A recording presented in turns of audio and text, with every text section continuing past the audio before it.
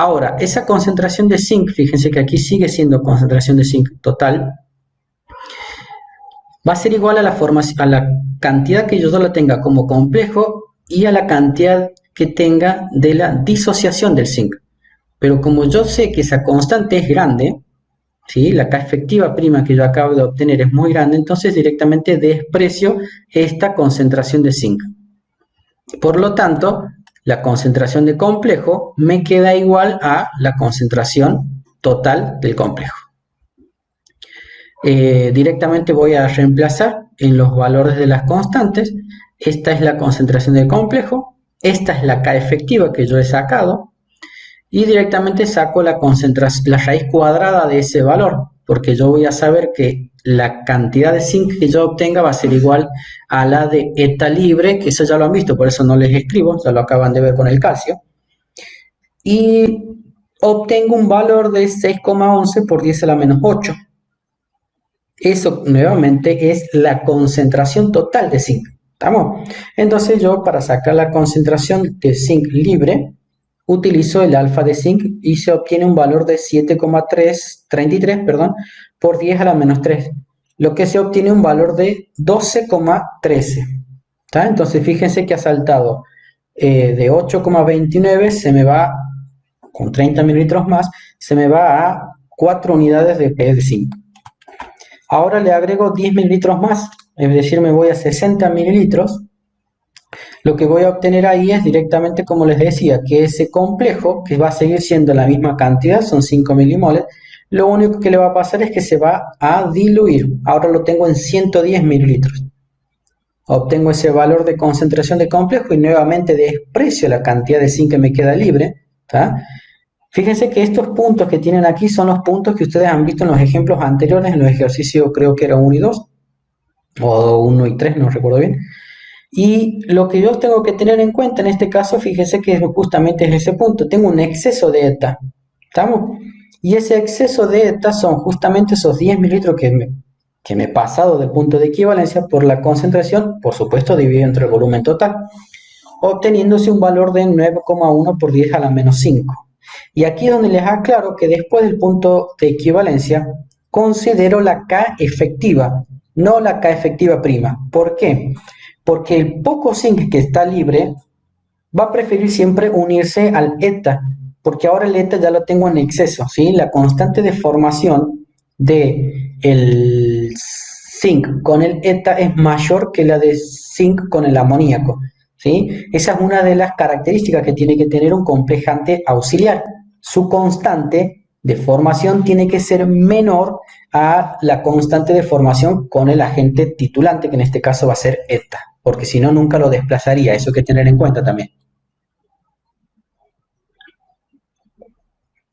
Bien, entonces ahora fíjense que yo tengo la K efectiva definida de esta manera. Esta concentración de ETA que está aquí es la concentración que me va a quedar directamente en exceso.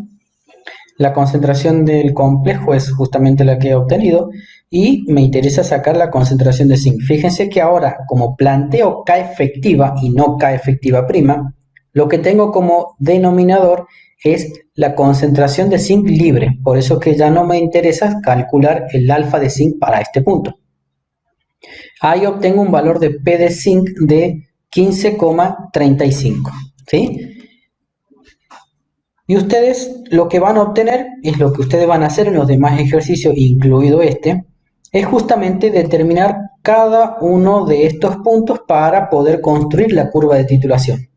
Aquí lo que está hecho en rojo es la del ejercicio que acabamos de ver, es decir, la titulación de zinc con ETA a una concentración de amoníaco de 0,1 molar.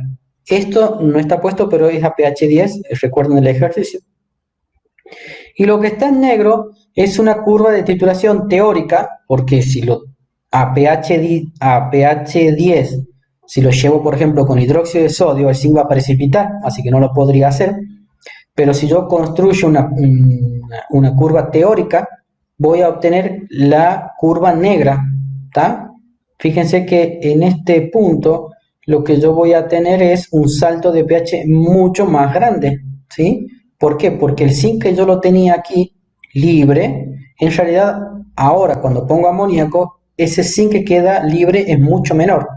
Recuerden que P es menos el logaritmo, que quiere decir que entre 3 y 8, ¿sí? Entre 3 y 8, la concentración ha disminuido 10 a las 5 veces, ¿sí? Por eso es que directamente el P se hace más grande. Esto sería, la negra sería concentración de amoníaco 0. Si de alguna manera lo podría llevar al zinc a un pH de 10 y poder titularlo, ¿no? Esto es una curva teórica que es la que le pide a ustedes en uno de los ejercicios para que comparen. ¿Estamos? Entonces, ya que estamos aquí, les aclaro algo. Fíjense la curva de titulación, después del punto de equivalencia, ahí lo tienen marcado cuál es el punto de equivalencia para el caso con amoníaco y para el caso sin amoníaco. Obviamente el salto es mucho más grande sin amoníaco. La curva se modifica antes del punto de equivalencia, ¿sí? ¿Por qué? Porque está limitada por el amoníaco, que el amoníaco me deja disponible o libre poco de zinc.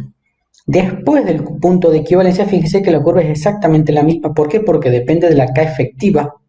Y esa K efectiva solamente depende del pH.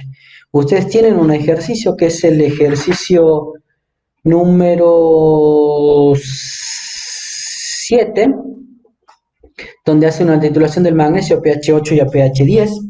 Y si ustedes construyen la curva, les recomiendo que lo hagan, van a ver que la curva de titulación antes, ¿sí?, va a ser la misma, pero va a cambiar la curva de titulación después de ese punto de equivalencia. ¿Tá? Después de ese punto de equivalencia, ¿por qué? Porque lo que se cambia es la K efectiva, la constante que ustedes tienen aquí. Eso se va a modificar con el pH, entonces va a obtener una variación en esta zona de la curva de titulación. ¿Estamos?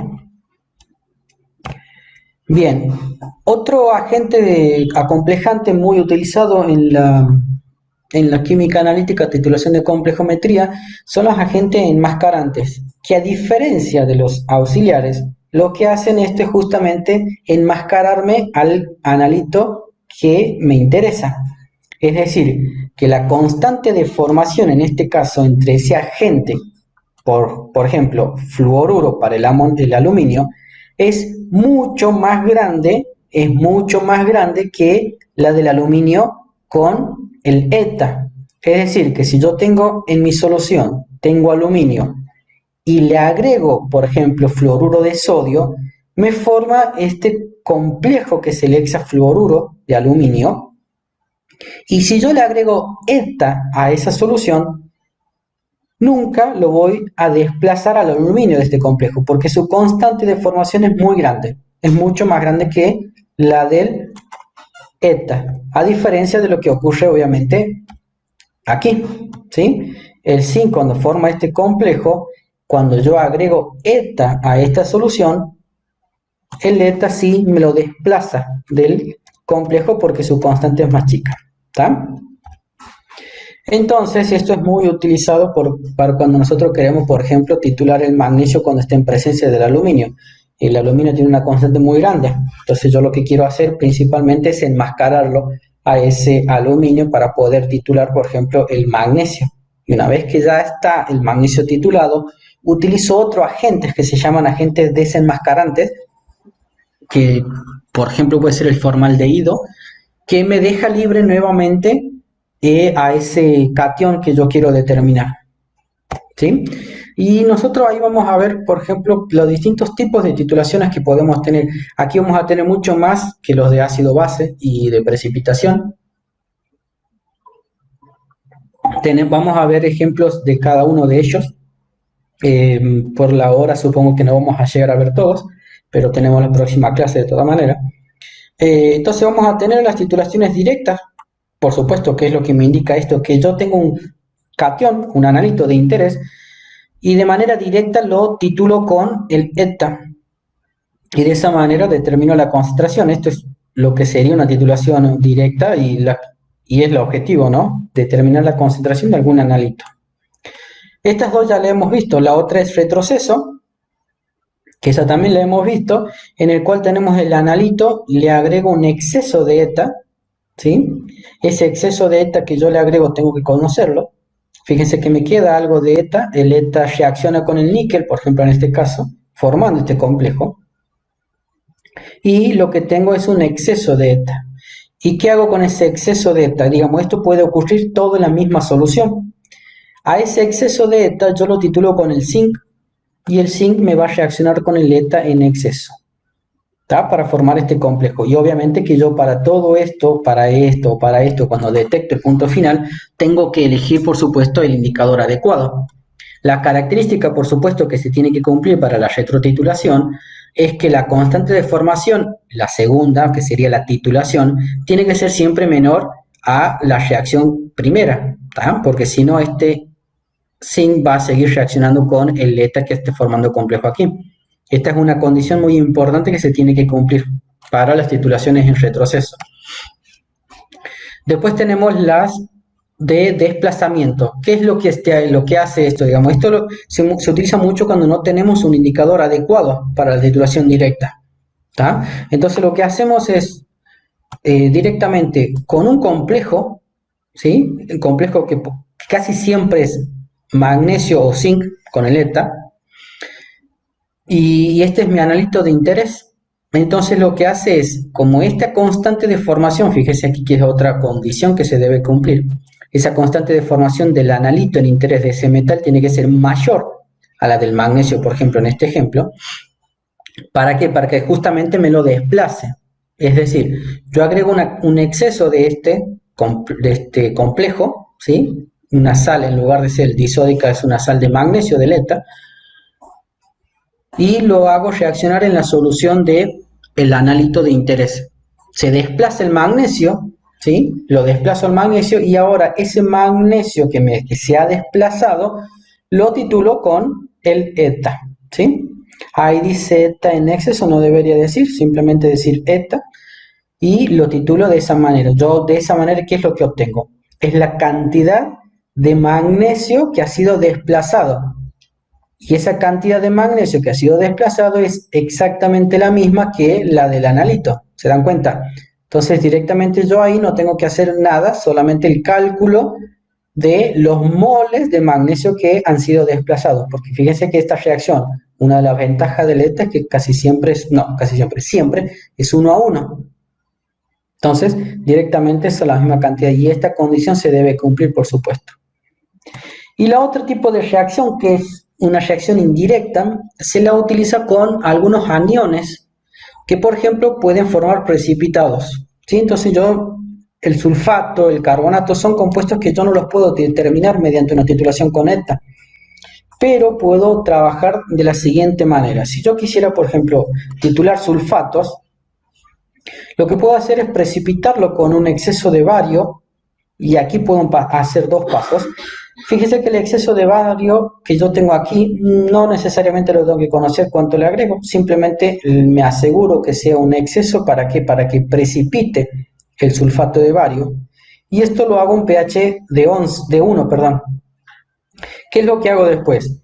A ese precipitado lo filtro, lo lavo y luego lo redisuelvo. ¿Cómo lo disuelvo?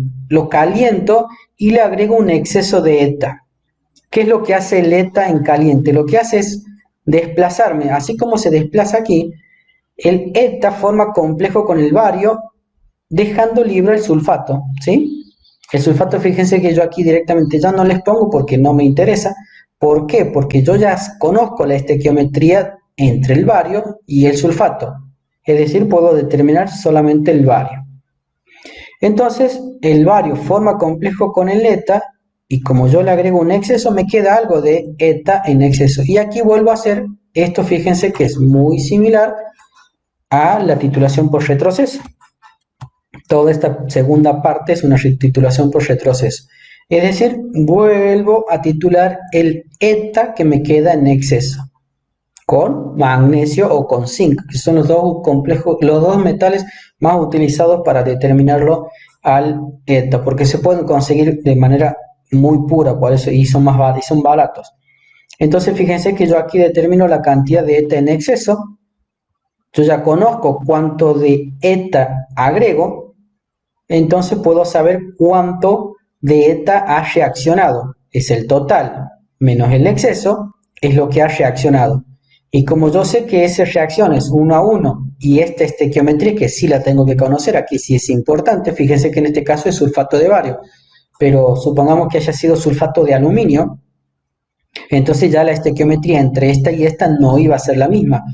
El complejo con el metal siempre es 1 a 1, pero el precipitado que yo forme no necesariamente va a ser 1 a 1, ¿sí? Entonces de esa manera yo puedo determinar la concentración o realmente la concentración de sulfato de manera indirecta. ¿Por qué? Porque determino la cantidad de bario. Esa cantidad de bario, en este caso en particular, por la estequiometría, es igual a la del sulfato, entonces yo ya conozco cuánto tengo de sulfato, ¿sí?